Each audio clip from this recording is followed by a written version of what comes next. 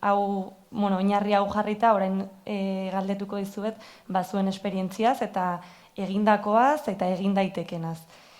Filip, hasiko naiz zuregandik, Ipar Euskal Herria, eredugarri izan da urteetan zehar lurraren defentsaren borroka horretan, eta esan dezun arren lehen agian etxe bizitzaren gaian ez direla eman behar besteko aurrera pausoak, egia da azken hilabetetan eta azken urteetan, eta hor daukagu lehen ere aldako esperientzia ez. Egia da Ipar Euskal Herriak eman duela eredu hori etxe bizitzaren eskubidearen defentsaren borrokan, ez da? Eta gainera eredu izan da zentzu batean, uztartzeko saiakera egon delako, kaleko eskariak eta mobilizazio oso jendetsuak izan direnak, eta era berean zenbait hautetxiren konpromisoa egiten ziren eskari horiekiko. Orduan pixka bat horren inguruan galdetu nahi nizuke. Bai, nik diagnostikoa ez dut xifreetan eta ez dut egin, zenta ostean hainitzek ere, hainitz zenbaki ekarri ditu gure lujaldeari buruz. Orduan, bai, lujaren defentsa hori izan da, nunbait berbada lehen borroka hasi dena gure lujere moan. Eta borroka hainiz bezala, beti gizarte zibileak hasten ditu borrokak, eta gu hautetxeak etortzen gira bigarren fase batean, etortzen girelarik. Zenta batzuk bigarren fase hortarat oino ez baitira oino ere helduak. Eta nik beti txalotzen dut gizarte zibilaren lana, zenta erraiten dut guetzat, hautetxientzat, gizarte zibilak dagoela, alda edo beste hainbat mugimendu baditugu ere Ipar Euskal Herrian laborantza lugaz eta arduratzen direnak, eta txalotzen ditut, zenta guretzat, hautetxientzat, gizarte zibila da beti pixkat akilu bat bezala. Eta akilua, hainbat manifestaldi eta eginez, nunbait gu hautetxi girelarik orduan kontzientizatzen gira ere, gure esku ditugula hainbat neurri eta neurri horiek behar ditugula hartu. Uste dut 2008etik landa gutienez, nik 2008an eta nire taldearekin hartu dugu udaletxea, eta beste hainbat udaletxetan ere, uste dut kontzientizazio hori hasi den sartzen. Hainbat herrietan neurri batzuk hartu baitira, zenta herriko etxeak dira ere lehen biztanleekin eta herritarrekin diren harremanetan lehen instituzioa herriko etxea dago. Etxe bizitzari buruz, bereziki, Urruñako herrian, eta badakit beste herri batzuetan ere gauza bera egin dena, herriko etxek badugu Ipar Euskal Herrian deitzen dena dokumentu bat, lur antolakuntza planoa. Lur antolakuntza plano hortan, herriko etxeak du erabakitzen, zoin eremutan eginen diren etxe bizitzak, zoin lur babestuak izango diren laborantzarentzat, edo naturari dagokion lurrak babestuak. Eta hori netzat biziki dokumentu garrantzi bat da. Eta hori herriko etxen esku dago. Dokumentu hori baliatzen alda, bereziki etxe bizitza ipatzeko, badirelarik etxe bizitza ekiteko proiektu batzuk, hor guk, hautetxiek, finkatzen aldugu, hainbat ehunendako porzentaile bat etxe bizitza sozialari dedikatua. Guk neurri hori baliatu dugu eta gure Urruñako lur antolakuntza planoan erabaki dugu 10 etxe bizitza baino gehiagoko proiektuetan ehunendako 70 etxe bizitza sozialari dedikatuak beharko direla gure proiektuetan. Etxe bizitza soziala aipatzen delarik badira bi etxe bizitza sozial mota. Bat alokaitzeko, alokairuak, eta beste parte bat ere jendeak erosten alduena bere etxe bizitza, prezio apal batean edo ez bederen merkatuko prezioan.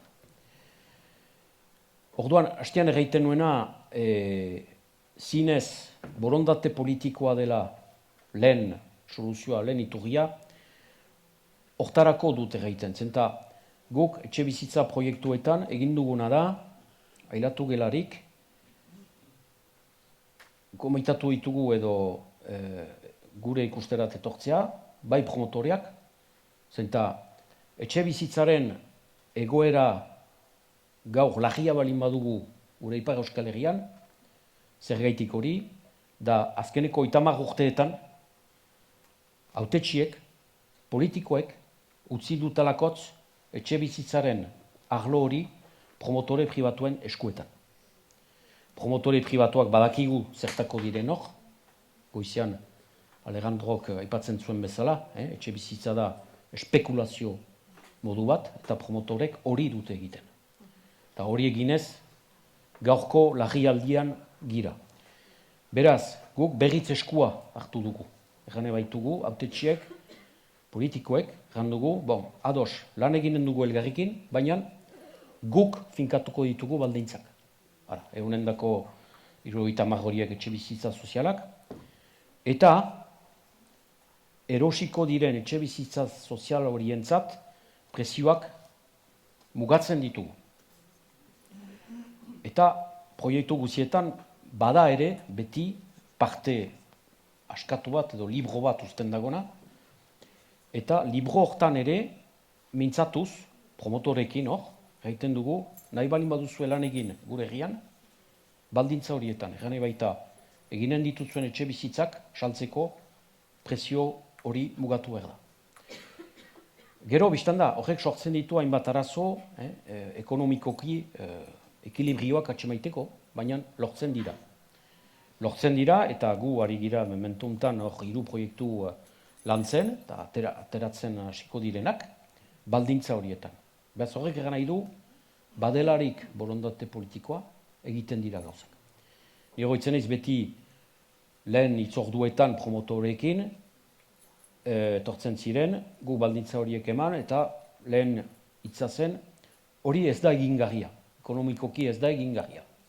Bueno, ez da egingarria. Joan, hilabete baten buruan berriz hortzintuen, promotoriak. Ikusi dugu, berri ikusi dugu, pixkat proiektua, zergaitik ez, hola tal. Hola dira, gauzak aintzina azten. Eta hori ez balin badugu egiten, nik egiten dut, ez gira sekulan aterako larritasun hortatik. Horrek bide luzia da, mainan astapena eman behar zaiei.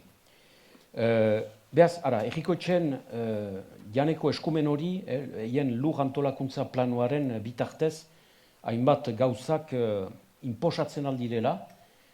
Gero guk promotoreak aipatu ditut, baina baditugu ere bertze aktore biziki garrantziak, etxe bizitzaren gai hortan, deitzen direnak, euskaraz ez dakit soberan hori egiten den frantzez bayer sozial, organismo sozial batzuk dira, eta hien helburua da, bereziki etxe bizitza sozialak eraikitzea. Zenta erriek, einek, ez dute aski diru izaiten eta etxe bizitza proiektu horiek eramaiteko bakarrik.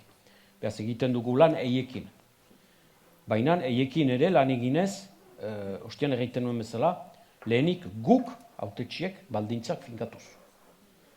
Zonbat etxe bizitza sozial errandut, nolako etxe bizitzak, zenta goizean entzun dut memento batean, ez dakit norrek aipatu duen, baina bada etxe bizitza egiteko nonbait nombrea, baina bada ere zer kalitatezko etxe bizitzak egiten ditugu. Zenta gu hartu gira ere batzuk, etxe bizitza soziala aipatzen delarik, hor pixkat egiteko molde, nola erran, biziki rentableak edo, baina ez dugu pentsatzen, orain egin behar ditugun etxe bizitzak, ez direla, duela 30 urte egiten ziren bezala, etxe bizitzak berdinak egiten ala. Hor baditugu beste erronka klimatiko batzuk heldu direnak. Hemendik gutxi, etxe bizitza horietan biziko diren herritarrek beharko dituzte, hainbat janeko ala da, baina energia pagatzeko kargu horiek emendatuz joango dira.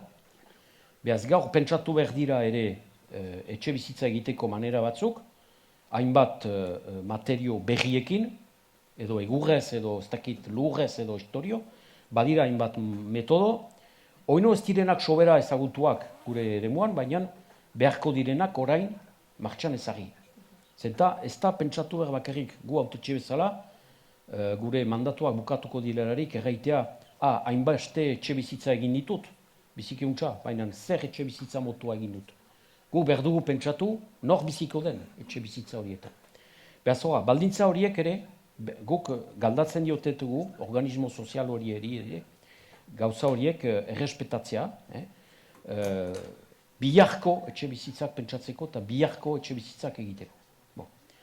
Herriko etxeak duen beste eskumen bat ere, naiz eta frantses legeatik ateratzen den eskumena den, baina baliatu behar du, eta herriko etxeak ez balimadu baliatzen ez da aplikatzen, da fiskalitate mailan, hor bigarren egoitzeri buruz, fiskalitatea hainbat goratzea.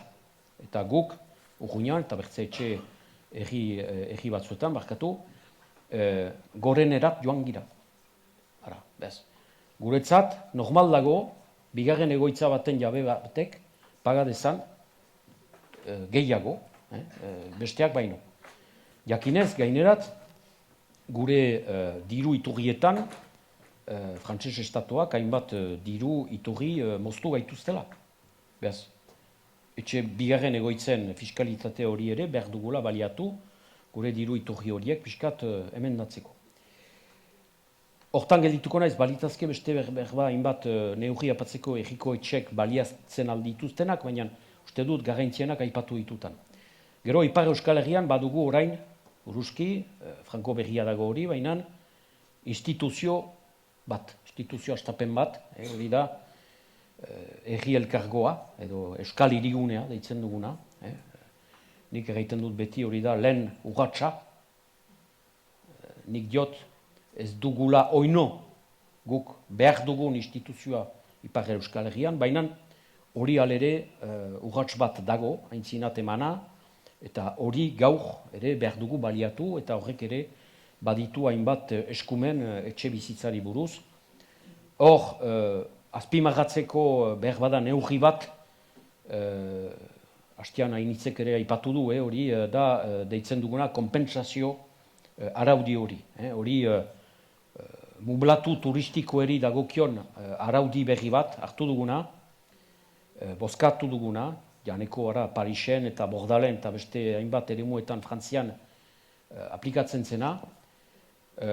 Hainitzek errandu, istanda, 3 minutu, ados.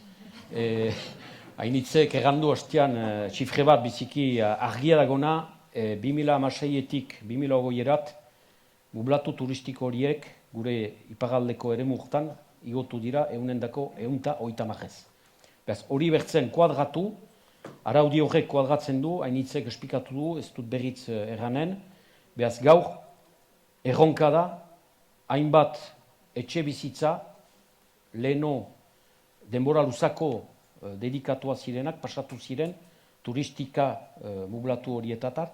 Beaz, erronka dugu gaur berriz bestalde egiterat. Nahi baita, hainbat mublatu turistiko, berriz etor ditzan denbora luzako etxe bizitza batzuri buruz.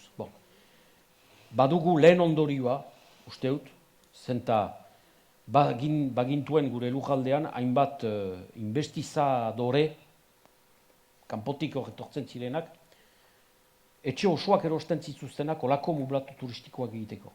Hori gelditu dago, zenta investizamenduak gaur badakite, ez dutela gehiago rentabilizaziorik egiten alko arlo hortan. Beaz, ara, uste dut badirela eskumen batzuk, gure eskuetan direnak, bai herrikotxe eskuetan, bai Euskal Hirigune eskuetan, baina behar direla baliatu eta martxan ezagri, eta hori berritzen diot gizarte zibileko ordezkariekin eskuz esku, eta nik hor ere txalotzen dut, eta aldarekin eramaiten dugu lana, gu hautetxe bezala, mublatu turistiko horien egoera ikusiz. Baita ere, ez naiz hortan sartuko, zenta hainitzek goizean biziki untsa esplikatu du ere, alokairu prezioen hori kuadratze sistema experimentala hori. Eta behaz, biek elgarrekin, bien artean, hainbat denboretan biltzea ikusteko zertan giren. Eiek badituzte hainbat informazio interesgarriak guetzat, guk berdin, informazio trukaketa hori egin, eta elgarrekin behar dugu borroka hori ere eman, hautetsi eta gizarte zibilen artean. Hala, gelditzen naiz hortan, 3 minutu, respetatut.